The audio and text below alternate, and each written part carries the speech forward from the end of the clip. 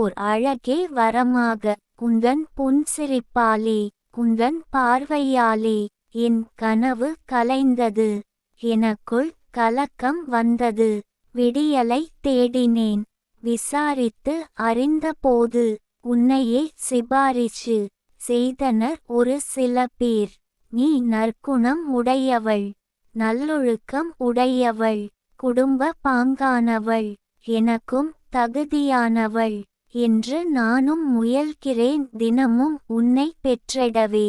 பெண்ணே நீ கிடைப்பாயா எனக்கு துணையாக வரமாக. கவிஞர் ந. முருகேசன் ஓசூர். கவிதையை படியுங்கள், பாருங்கள். மறக்காமல் லைக், ஷேர், கமெண்ட் மற்றும் சப்ஸ்கிரைப் பண்ணுங்க.